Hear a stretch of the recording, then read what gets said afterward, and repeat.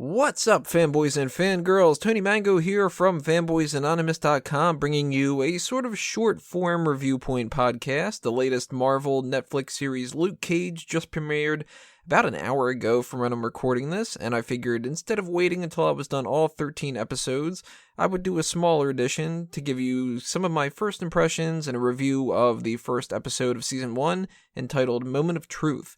So what I'm basically going to be doing here is throwing out some quick thoughts on what we've seen so far, what I'd like to see going forward, maybe some predictions, whatever else comes into my mind, so on and so forth like that. I do want to warn everybody ahead of time, though. I am going to be saying some spoilers, so if you have not checked out the episode yet and you don't want to know what happens in there, then obviously bookmark this and check it out a little bit later. But if you don't care, then continue listening, or maybe this is going to be the thing that convinces you whether or not you are actually going to be interested in checking it out or not. The first thing I would say with that is I would give it a thumbs up. I think that you should check it out. Now, of course, that's with the asterisk that it's just the first episode, so I don't know how much better or worse this is going to get. Unfortunately, I didn't love the particular episode as much as I was hoping I would, but I'm still really looking forward to the rest of the season. I think that there's a lot of good things that are going on already. And when I say that I didn't like it as much as I was hoping it would be, that's not a negative thing so much as I had really high hopes. So I think I made it like a little bit too high from the standards of what it probably would have been able to reach anyway. Because those little trailers and stuff that we've seen, I thought were all fantastic. Now, for those who haven't checked out my previous 3 breakdowns of Daredevil Season 1, Jessica Jones Season 1, and Daredevil Season 2, both Daredevil seasons I really, really liked a lot. Jessica Jones, I liked half of it, and the other half was kind of shitty. Seemed like they were kind of dragging things out, and they didn't have enough story to go along for a full season. Like the nuke stuff was just crap. This is off to a little bit of a slow start. And I hope that doesn't mean that they don't have enough story to drag things out to a full 13 episodes, like in the same capacity. But I don't think it's necessarily going to be the case. I think that they just didn't want to go out guns blazing for the first episode. So I think by episode 4, I'm really going to get a better indicator of how things are going to be playing out for the rest of this. And as long as they don't have some stupid side plot of twincest and stuff, then I'm probably going to like that better too. The very first note that I had written down from this episode was, Pops is so dead.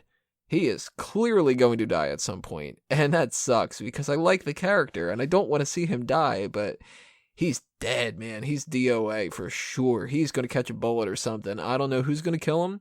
Could be Cornell, could be one of his underlings, could be Shades, who Shades seems kind of cool. I sort of like that guy. Not that I like his character, because his character's a real evil douchebag, you could tell that already, but I mean, as far as a villain goes, I'm down with it. He looks like he's threatening.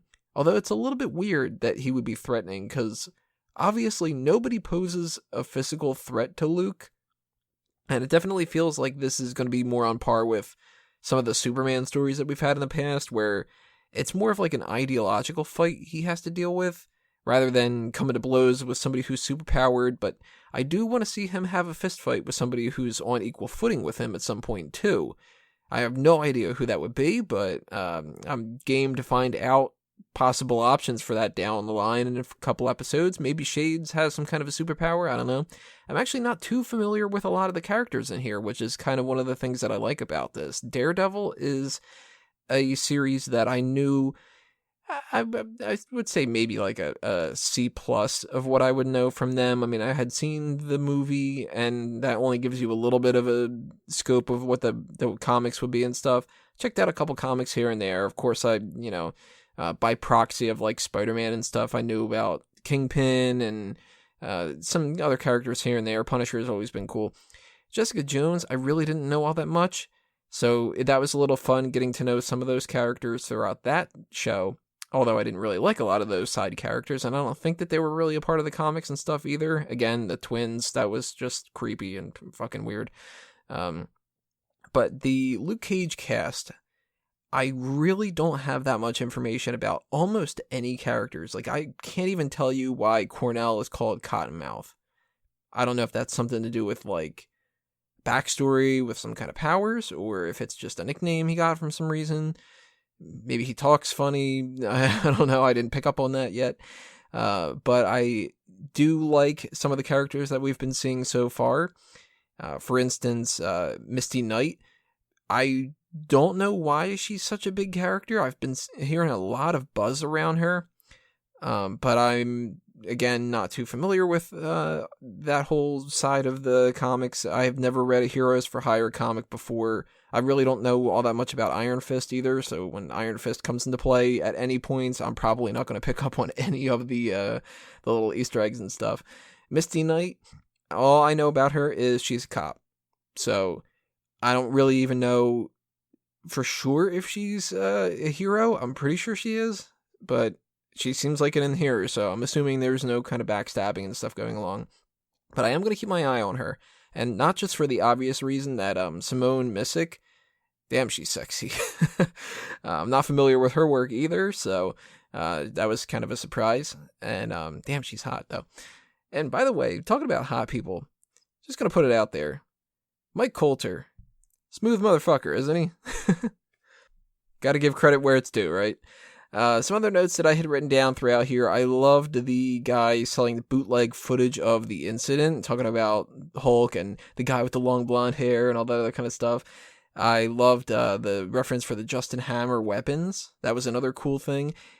Anything that we get that's world building, the more the better. So I'm really hoping that we get to see Jessica Jones at some point. I think that a reference to Daredevil would be really cool. Something that could tie it into Agents of S.H.I.E.L.D. would be really fun, because they haven't really done that yet with any of the Netflix things, as far as I'm aware of. But maybe like he comes along and fights like one of the watchdogs, or maybe, they're obviously not going to have like Fitz or somebody pop up, but something with Agents of S.H.I.E.L.D. would be pretty cool. They already had that reference to Wilson Fisk, and talking about the criminal underworld is kind of like on their toes because of what happened to him. So again, thumbs up when it comes to that. I thought it was funny with the whole famous Amos. That got a chuckle out of me. That whole fight scene at the end was funny.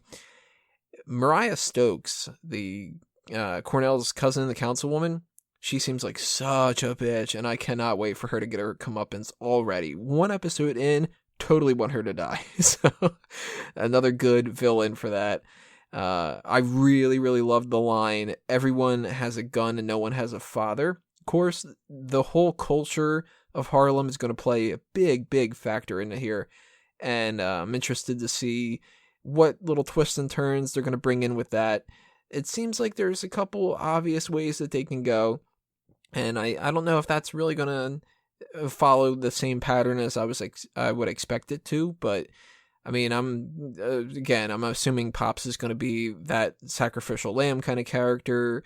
Maybe we're going to get a little bit more from the woman that he saved at the end and her husband. Maybe they're going to kind of be like another anchor for the neighborhood kind of a thing. Maybe get some kind of neighborhood uprising, sort of. I don't know. I really, really loved the shot of Cottonmouth walking into the frame and the Biggie crown was on his head. Awesome. My favorite shot of the entire episode by far. So those were just some kind of notes that I had. I think that this is so far proven itself to be pretty interesting. I'm really, really curious to see where it goes. And to do that, I'm going to have to continue watching. So that's it for now, everybody. I'm eager to get into episode 2. I got to go ahead and hit that play button in a minute here once I start getting done editing all this other kind of stuff like that. I am already kind of tired, though. It sucks from being awake from a whole lot, so I might not be able to binge watch all 13 episodes in a row and get the full season breakdown as up as early as I was hoping to be. But I do promise that as soon as I finish watching this, I will record a review point for the full season recap, episodes 1 to 13, and I'll post that up as soon as I possibly can. So stay tuned to the channel here on YouTube by hitting that subscribe button. Make sure you follow us on Facebook and Twitter as well for any other updates. But that's it for me for now, at the very least. Thanks for checking this out, everybody. I will see you soon, but I gotta geek out. Adios.